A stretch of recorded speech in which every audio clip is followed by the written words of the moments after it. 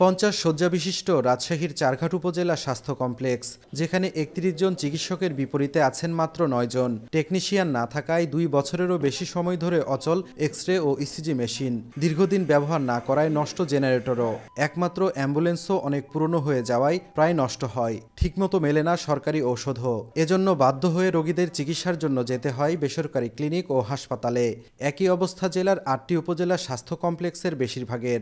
এটা যদি আমি এখান থেকে করতে পারতাম তাহলে হয়তোবা অল্পতে হতো, 310 টাকা লাগতো। আমি বাইরে থেকে করে নিয়ে আসছি, আমার 500 টাকা লাগছে। অনেক সময় আমরা এরকম সিরিয়ালে দাঁড়ায় থাকি, ডাক্তার কই, অনেক সময় মতো পাওয়া যায় না। 18 জন 19 জনের কাজ আমরা 6 জন মিলে করছি, আমাদের উপর বার্ডেনটা বাড়ছে। পাবনায় 8টি উপজেলা স্বাস্থ্য কমপ্লেক্সেও নেই পর্যাপ্ত স্বাস্থ্য সরঞ্জাম, যাও আছে তা বছরের পর বছর ধরে নষ্ট।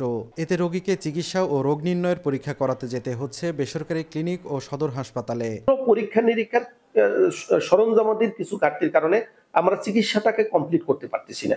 নাটোরের লালপুর, বাগাতিপাড়া, বড়াইগ্রাম, সিংড়া ও গুরুদাসপুর স্বাস্থ্য কমপ্লেক্সেরও একই দশা, যেখানে প্রাথমিক চিকিৎসা সেবা মিললেও গুরুতর অসুস্থ রোগীদের পড়তে হয় বিড়ম্বনায়। অবকাঠামোর অভাব ও জনবল সংকটও প্রকট।